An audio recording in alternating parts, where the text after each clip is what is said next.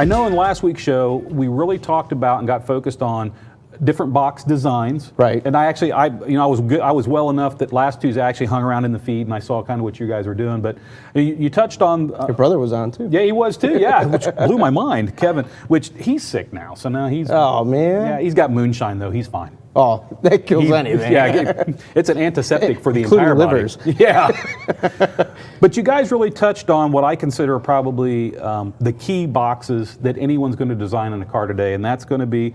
It's not really a box, but Freeair. Right. Which is a style of enclosure to use in a car. But you got to do that right too, man. I mean, I don't know if I told you the story is like the right way and the wrong way.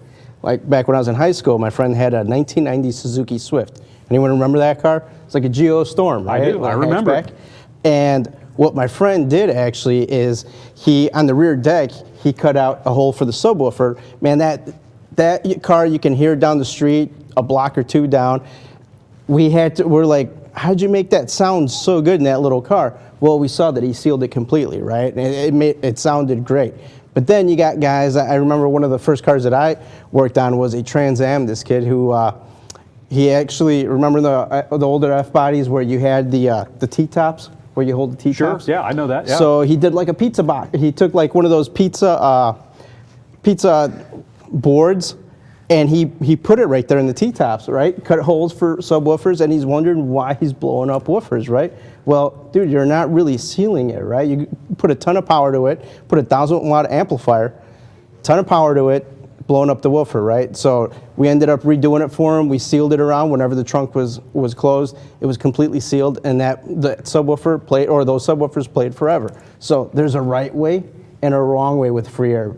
Yes, subwoofer, right? Absolutely. I mean, and if you're not doing it right, man, things can go wrong. You know, I want to tie into your story since bringing up, Freeair, back when car audio was really kind of getting its legs in the early 80s, and I admit I was installing back then, is Freeair was really how most things were done. And you were a roller if you had like, not one pair of 6x9s in the rear deck, but two pairs of 6x9s in the rear some deck. bi-9s. Oh yeah, or even three pairs. I mean, I'm saying this because I've done this, where I've cut into the back of a Nova or a Camaro or whatever, and done 2 or 3 pairs of 6x9s, and then graduated into doing a board against the back seat and doing a pair of 12s, a pair of 15s, a pair of 10s on Freeair, and I got to tell you, you got to know, and this leads into the different box designs. You got to know what your goals are and what you're shooting for, because I'll be honest. From a sound qualitative standpoint, I think some of the best systems I have personally ever heard are Freeair. Yeah, I would agree with you. Even on boats, they're using them on boats. Yes.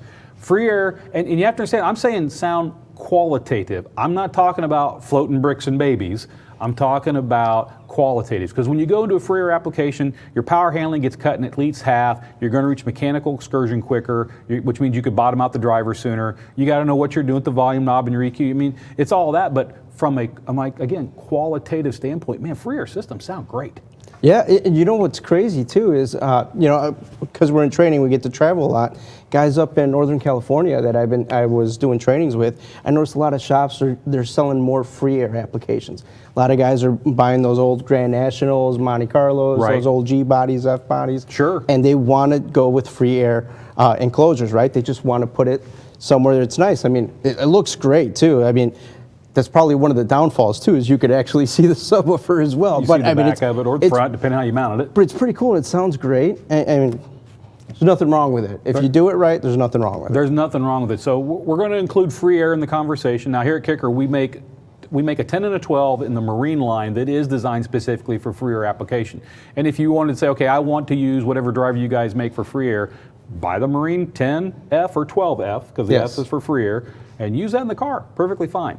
You can also use the whole host of other Kicker subwoofers will work in Freeair. Just understand, when you take any speaker from any manufacturer and you throw it into Freeair, just look at the power handling and just immediately cut it in half, because it's not going to take that much power to get that woofer to move its full range of travel.